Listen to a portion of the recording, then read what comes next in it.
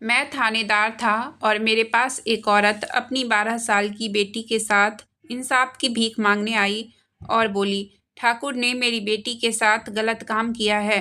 ठाकुर से पैसे लेकर मैंने भी उस लड़की के साथ गलत काम किया और उन माँ बेटी को निकाल दिया। तो वह औरत मुझे बद्दुआएं देने लगी और बाहर जाकर उसने पागलपन में अपनी बेटी का कत्ल कर दिया और खुद घर चली गई। मैं पैसों से भरा बैग उठाए घर खुशी खुशी लौटा तो सामने मेरी पत्नी बिखरी हालत में पड़ी थी और जब उसने अपनी बेटी की तरफ इशारा किया तो मेरे ऊपर कयामत टूट पड़ी।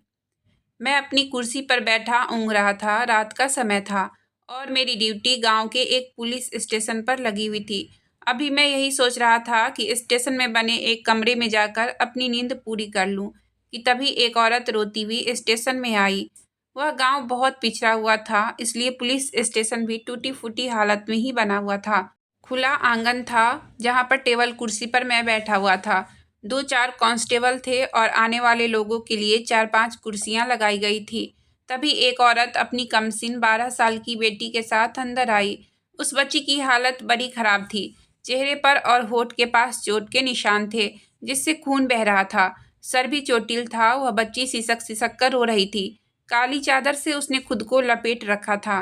मैं रात के समय किसी औरत का ऐसे पुलिस स्टेशन में आने की उम्मीद नहीं रखता था। एक तो मेरी आंखें भी नींद से चूर थी और मैं बहुत ज़्यादा थका हुआ था। वह औरत रोते हुए मेरे सामने आई और कहने लगी कि उसकी 12 साल की बेटी के साथ बलात्कार हुआ है। यह सुनकर तो मेरी नींद से चूर आंखें फौरन ही खुल गई थी।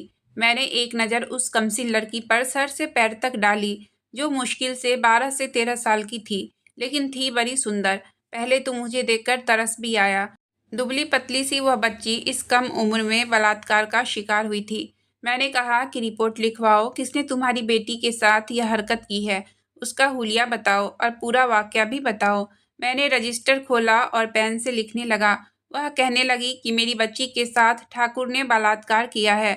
मेरा तो पेन हाथ से छूट गया था। मैंने उसे फिर से देखा और कहा, क्या नींद में जागकर आई हो? जो मुंह में आ रहा है बोले जा रही हो? वह कहने लगी, मैं सच कह रही हूँ, मेरी बच्ची के साथ बलात्कार हुआ है और वह करने वाला ठाकुर है। भगवान के लिए मुझे इंसाफ दिला दो। मैं बड़ी उम्मीद लेकर आपके पास आई हूँ। मुझे लगा कि वह औरत बावली हो गई है। अगर ठाकुर ने उसकी बेटी के साथ कुछ किया भी था तो यह कोई नई बात नहीं थी। गांव के ठाकुर तो ऐसे काम करते ही रहते हैं, लेकिन आज तक कभी किसी औरत ने या गांव के किसी भी मर्द ने पुलिस स्टेशन आकर गांव के ठाकुर और जमींदारों के बारे में कंप्लेन नहीं की थी। यह औरत तो देखने में भी काफ़ी गरीब और बेसहारा सी लग रही थी, लेकिन वह इतनी भी बेवकूफ़ नहीं थी कि वह समझ ना सके कि ठाकुर को किसी भी काम की रोकथाम ना है। वह चाहे जिसे अपनी हवस का निशाना बना लेते, लेकिन कोई भी उनके खिलाफ रिपोर्ट दर्ज करवाने नहीं आता था। मैंने कहा कि तुम कैसे कह सकती हो कि ठाकुर साहब ने यह सब किया है? मैं उसे बातों से टालने की कोशिश करने लगा। ठाकुर साहब की पहुंच को मैं अच्छी तरह से जानता था। अगर मैं इंसाफ के तकाजे को पूरा करता तो यकीनन मेरा ट्रांसफ़र करवा दिया जाता। और जब से मैं गांव में आया था, ठाकुर साहब की मेहरबानी मुझ पर बारिश की तरह बरस रही थी। मेरे घर पर राशन महीना खत्म होने से पहले डाल दिया जाता था। इसके अलावा मेरी बेटी की पढ़ाई के खर्चे भी ठाकुर साहब पूरे कर रहे थे। हम पुलिस वालों को पुलिस की नौकरी से मिलता ही क्या है? जितनी हमें सैलरी मिलती, इसमें हम इंसाफ करने के बारे में तो सोच भी नहीं सकते। फिर मेरा शुमार भी ऐसे पुलिस ऑफिसर में होता था जिसे अपनी जेब भरने की ज़्यादा फिक्र सताती है। मैं अपनी वर्दी के जोर पर भोले भाले और गरीब गांव वालों को ही अपनी जेब भरने के लिए इस्तेमाल करता था। किसी होटल या ढाबे पर जाता तो खूब पेट भरकर खाना खाता। अगर होटल वाला पैसा मांगता तो उससे कहता कि तुझे पता है मैं कौन हूँ? मैं इस गांव का पुलिस ऑफिसर हूँ। तू मुझसे पैसे मांग रहा है, डाल दूँ तुझे जेल के अंदर। 2 दिन जेल की हवा खाएगा तो होश ठिकाने आ जाएंगे। गांव वाले मुझसे डरने लगे थे। फल वाले के पास जाता तो वह सौपर भरकर मुझे फल दे देता। सब्जी वाले के पास जाता तो सब्जी भी मुफ्त में मिल जाती। इसी तरह और बाकी चीज़ें भी। जिंदगी बड़े मज़े से गुजर रही थी। मैंने उस औरत की बात पर कहा कि देखो, सही यही है कि तुम जिस खामोशी से इस पुलिस स्टेशन आई हो, उसी खामोशी से वापस चली जाओ और भूल जाओ कि तुम्हारी बच्ची के साथ कुछ हुआ भी है। इसमें तुम्हारी भलाई है। वह मुझे देखकर कहने लगी, आप तो इंसाफ दिलाने के लिए हमारे गांव में आए हैं। मैं क्यों खामोश रहकर इन ठाकुरों के जुल्मों को बर्दाश्त करूं? अगर आज मैंने कुछ नहीं कहा तो वह कल को फिर मेरी बच्ची के साथ जुल्म करेगा, मेरी मासूम सी बच्ची को हवस का निशाना बनाएगा। मैं तो बड़ी आस उम्मीद लेकर आपके पास आई हूँ कि आप तो हमारे गांव के रक्षक बनकर आए हो। हमारी बच्चियों की इज्जत की जिम्मेदारी आपकी है। वह मुझे मेरी जिम्मेदारियां समझाने लगी। मैंने कहा कि बस बस, मुझे ज़्यादा सबक पढ़ाने की ज़रूरत नहीं है। यह सब मैं किताबों में पढ़ चुका हूँ। ऐसा करो, रिपोर्ट लिखाओ। उसने पूरा वाकया बताया कि वह औरत ठाकुर के घर में नौकरी करती थी। विधवा औरत थी, इसलिए अपनी बेटी और अपना पेट पालने के लिए उसने ठाकुर के घर काम करना शुरू कर दिया। खुद तो काली सी थी, लेकिन बेटी खूबसूरत थी। ठाकुर ने जब उसकी बेटी को देखा तो अपना हर काम उसी से कहने लगा। ठाकुर साहब अच्छी खासी उम्र का इंसान था, यही कोई 55 से 60 के लगभग होगा। इसलिए उस औरत ने भी यही समझा कि उसकी बेटी को अपनी बेटी जैसा समझकर ही काम कहता होगा। लेकिन ठाकुर इस बच्ची को अपने कमरे में बुला लेता और फिर घंटा घंटा भर वही अपने कमरे में रखता। जब वह कमरे से बाहर आती तो रोते हुए आती। माँ को कुछ शक होने लगा कि बेटी बहुत ज़्यादा डरी हुई रहती है। माँ उससे पूछती कि तुम्हें क्या हुआ है, तो वह नामे सर हिला देती, क्योंकि वह ठाकुर उसके साथ कुछ गलत हरकतें करता था और फिर उसे डांटता था कि खबरदार, जो तूने यह बात किसी और से की। वह लड़की इस हरासमेंट से परेशान होने लगी थी। एक बार ठाकुर ने कहा कि अपनी बेटी को रात में यहीं रहने दो। मेरी माँ की तबीयत ठीक नहीं है और यह उसके पास रहेगी, उसका ख्याल रखेगी। वह औरत कहने लगी कि आपके घर में तो नौकरानियों की कोई कमी नहीं है, मैं अपनी बेटी को रात में किसी के घर नहीं छोड़ती हूँ। ठाकुर कहने लगा कि मैं तुम्हारी सारी तनख्वाह काट लूँगा और जो तुम्हारे पति ने तुम्हारे घर के कागज मेरे पास रखकर फिर मुझसे पैसे उधार लिए थे, वह भी मुझे अभी के अभी वापस करो, वरना तुम्हें तुम्हारे घर से भी निकलवा दूंगा। तुम लोग होते ही ऐसे हो, नखरे दिखाते हो। मेरी माँ बीमार है और फिलहाल कोई ऐसी नौकरानी नहीं है जो उनका ख्याल रखे। तुम अपनी बेटी को यही छोड़ जाओ, वरना मैं तुम्हें घर और गांव से निकलवा दूंगा। वह बहुत घबरा गई थी, इसलिए अपनी बेटी को उसने वही छोड़ दिया। लेकिन वह बच्ची अपनी माँ का आंचल पकड़कर कहने लगी कि माँ, मुझे यहाँ मत छोड़कर जाओ। इससे पहले कि वह बच्ची अपनी माँ को कुछ बताती, ठाकुर की घूरती नज़रों ने उसकी जुबान पर ताला लगा दिया था। उसकी माँ ने कहा कि एक रात की बात है बेटा, तू उनकी माँ की खूब सेवा करना, सुबह मैं तुझे लेने आ जाऊंगी। लेकिन क्या पता था कि ठाकुर उसके साथ क्या बदसलूकी करेगा। औरत वापस चली गई। ठाकुर की पत्नी उस वक्त घर पर ही थी। ठाकुर की माँ वाकई बीमार थी, लेकिन उस कमसिन बच्ची को रखने का मकसद कुछ और ही था। जैसे ही वह औरत अपनी बेटी को रोते हुए वहां छोड़कर गई, तो ठाकुर के चेहरे पर शैतानी मुस्कुराहट आ चुकी थी। वह औरत तो वहां से जा चुकी थी। बच्ची ने रोते हुए डरकर वापस पलटकर देखा तो ठाकुर अपनी मूंछों को ताव देते हुए उसे ही देख रहा था। ठाकुर की पत्नी तो अपनी सास के कमरे में जा चुकी थी, क्योंकि उसकी दवा देने का समय हो चुका था। जबकि ठाकुर ने उस मासूम बच्ची को अपने पास रोक लिया और कहने लगा कि लड़की आकर मेरे पैर दबा। वह डरती हुई मासूम लड़की ठाकुर के पैर दबाने लगी। वह ऐसे ही कुर्सी पर टेक लगाए मेज पर टांगे रखे बैठा रहा। अगले ही पल अपनी टांगे हटाकर कहने लगा कि बस चल, अब मेरे साथ कमरे में चल और मेरी टांगे दबा दे। लड़की डरते डरते उसके कमरे में जा चुकी थी। ठाकुर की पत्नी तो अपनी सास के साथ कमरे में थी, जबकि उस दिन ठाकुर ने मासूम बच्ची के साथ कई घंटे तक दरिंदगी दिखाई। न सिर्फ उसका बलात्कार किया, बल्कि उसे जुल्म का भी निशाना बनाया। वह बच्ची दर्द के मारे चीखने चिल्लाने की कोशिश करती तो ठाकुर उसके साथ और जुर्म करता, यहाँ तक कि अपना मकसद पूरा करने के बाद कचरे की तरह उसे कमरे से बाहर फेंक चुका था। वह बच्ची कमरे से बाहर जब गिरी तो उसी पल ठाकुर की पत्नी भी अपनी सास के कमरे से बाहर निकल रही थी।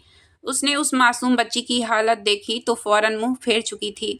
भला आखिर वह क्या कहती। अपने पति की आदत से वह भी अनजान नहीं थी, मगर ठाकुर के सामने चलती किसकी थी। बच्ची के चेहरे पर और जिस्म पर जगह जगह जख्मों के निशान थे। उसका चेहरा नोचे जाने की वजह से जख्मों से भरा हुआ था। आधी रात का वक्त था जब दरवाजे पर दस्तक हुई थी। वह औरत अपने घर में सो रही थी। कुछ देर पहले ही उसकी आंख लगी थी।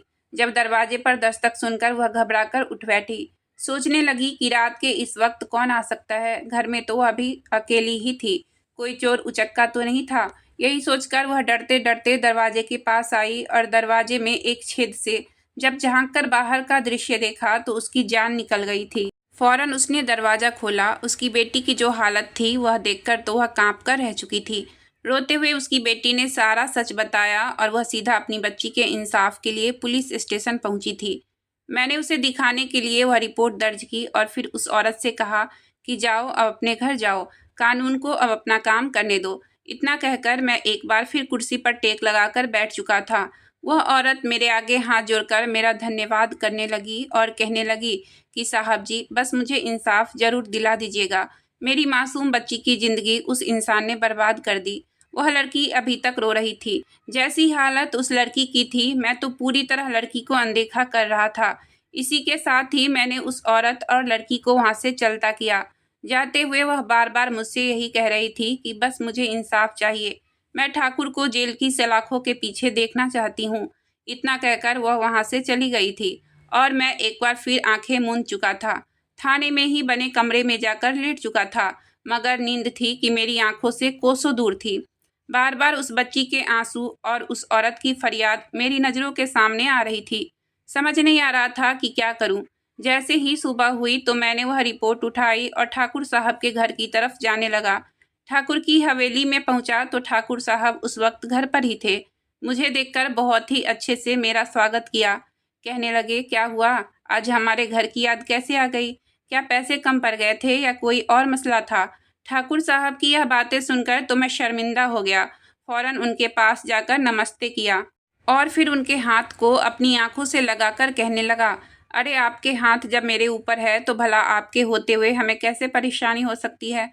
आपकी वजह से ही तो मेरे घर में चूल्हा जल रहा है। इतना कहकर मैं ठाकुर साहब के सामने बैठा और फिर कुछ सोचते हुए रिपोर्ट निकाल कर सामने रख दी। रिपोर्ट देखकर ठाकुर साहब हैरत में पड़ गए थे। यह किसकी रिपोर्ट है? जब उन्होंने रिपोर्ट को पढ़ा तो अगले ही पल माथे पर बल डालकर मुझे देखने लगे।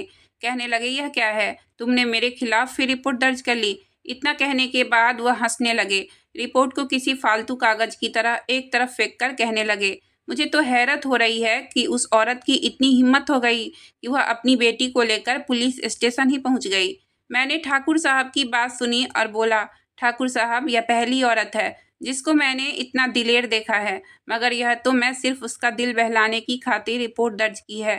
लेकिन होगा तो फिर वही जो आप चाहेंगे। इतना सुनकर ठाकुर उठ खड़ा हुआ, बार बार अपनी मुट्ठियों को मसल रहा था। यह बात उनकी इज्जत पर बनाई थी। भला वह आम सी औरत इतनी दिलेर भी हो सकती है कि गांव के ठाकुर के खिलाफ ही रिपोर्ट दर्ज करवाने पहुंच गई।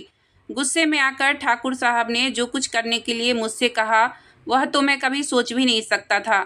मैंने फौरन नाम में सर हिला दिया और बोला कि नहीं ठाकुर साहब, मेरी पत्नी है, मासूम बच्ची है, मैं भला इतना बड़ा कदम कैसे उठा सकता हूँ? मगर ठाकुर साहब ने मेरे कंधे पर हाथ रखकर उसे दबाए और कहने लगा, मैं जो कह रहा हूँ तुम्हें करना ही पड़ेगा।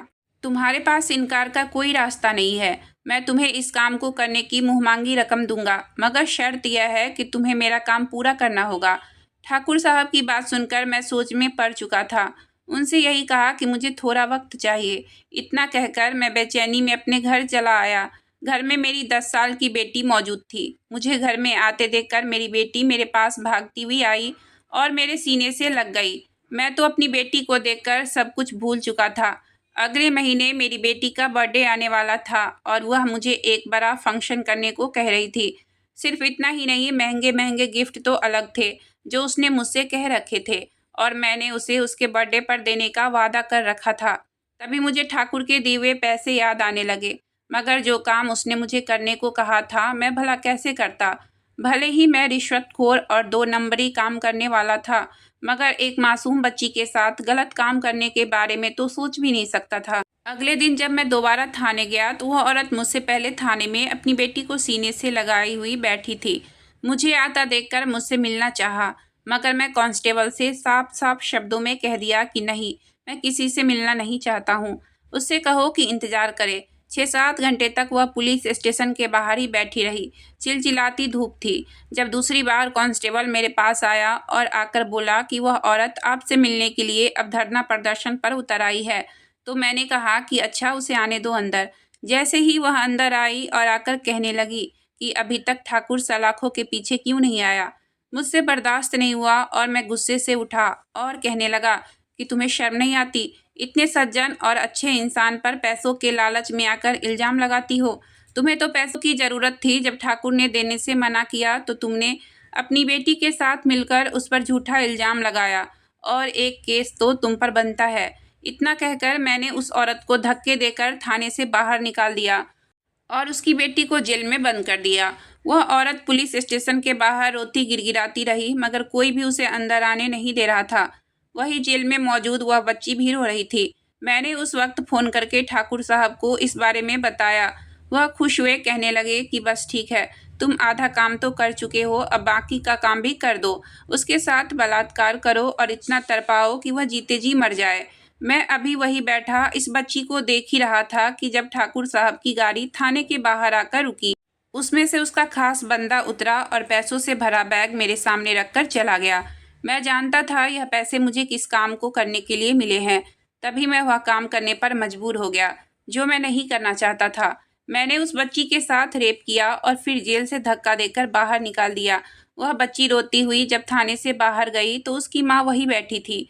अपनी बेटी की हालत देखा तो सीने से लगाकर पूछने लगी कि कहीं पुलिस ऑफिसर ने तुझे मारा तो नहीं।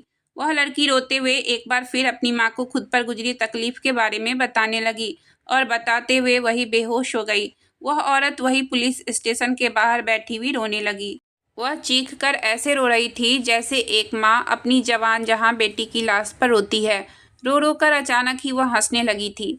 हंसते हुए अजीबोगरीब शब्द कहने लगी, बद्दुआएं देने लगी। उसकी बद्दुआएं दिल दहला देने वाली थी। मैंने कांस्टेबल से कहा कि यहाँ से इसे चलता करो। तभी देखते ही देखते उस औरत ने वही पुलिस स्टेशन के बाहर कचरा से टूटा हुआ कांच का टुकड़ा उठाया और अपनी बेटी की गर्दन पर चला दिया। पुलिस स्टेशन के बाहर खून ही खून हो चुका था। उसने अपने हाथों से अपनी बेटी को मार दिया था और फिर उसका खून अपने बालों पर लगाकर वह हंस रही थी, ठाकुर को और मुझे बद्दुआएं दे रही थी। मैंने कांस्टेबल को इस सारे मामले को निपटाने को कहा और खुद वह पैसों से भरा बैग लेकर खुशी खुशी घर जाने लगा। आज मुझे घर आने में काफ़ी देर हो चुकी थी, मगर जैसे ही घर में कदम रखा तो अपनी पत्नी और बेटी को देखकर तो मेरे पैरों के नीचे से ज़मीन निकल चुकी थी। दोनों ही बड़ी बुरी हालत में थे। मेरी पत्नी के बाल बिखरे थे, कई जगह से कपड़े फटे हुए थे, यहाँ तक कि मेरी बेटी एक तरफ फर्श पर गिरी थी। उसकी यह हालत देखकर मैंने सोचा कि कहीं घर में चोर उचक्का तो नहीं आ गया था। पत्नी मुझे गुस्से भरी नज़रों से देखकर कहने लगी, जिस ठाकुर के तुम तलवे चाटते नहीं थकते थे, आज वही ठाकुर आया था। उसने ना सिर्फ मेरी इज्जत की धज्जियाँ उड़ाई बल्कि तुम्हारी बेटी की इज्जत को भी तार तार कर दिया। यह शब्द मुझ पर पहाड़ बनकर गिरे थे। मैं भी फर्श पर गिरकर रोने लगा। मुझे तो यकीन ही नहीं आ रहा था कि वह ठाकुर मेरे साथ भी ऐसा कर सकता है। मुझे एकदम से उस औरत की बद्दुआएं याद आने लगी जो मुझे देखकर कह रही थी कि तुम लोगों ने मुझे इंसाफ नहीं दिलाया, देखना भगवान मेरा इंसाफ जरूर करेगा। भगवान की लाठी में तो आवाज़ भी नहीं होती है जब हम जैसे इंसाफ न करने वालों पर इस तरह से बरसती है जो हम जिंदगी भर नहीं भूल सकते। वह मासूम बच्ची भी तो मेरी ही बच्ची की हम उम्र थी। कैसे पैसों के लालच में मैं इंसानियत के दर्जे से गिर चुका था। मेरी पत्नी उठकर मेरे पास आई और कहने लगी कि जो नाइंसाफियाँ तुमने आज तक की है, यह उन्हीं का ही बदला है कि आज तुम्हारी बेटी इस हालत तक पहुंच चुकी है। जाओ, जाकर अभी भी उस ठाकुर के कदमों में बैठो। मेरी पत्नी इतना कहकर मेरी बेटी को ज़मीन से उठाने की कोशिश कर रही थी और मैं एक तरफ बुत बना बैठा रो रो कर अपना मुंह नोच रहा था। मेरी बेटी का शरीर जिस कदर बेहरकत था, मैं तो यह भी नहीं जानता था कि वह जिंदा भी है या मर चुकी।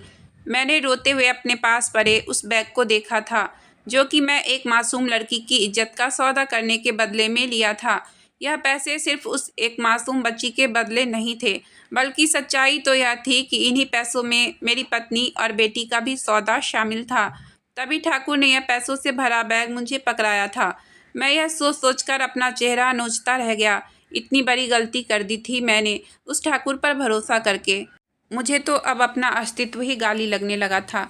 अगर आपको कहानी अच्छी लगी हो तो प्लीज़ वीडियो को लाइक और चैनल को सब्सक्राइब करें। आपका बहुत बहुत धन्यवाद।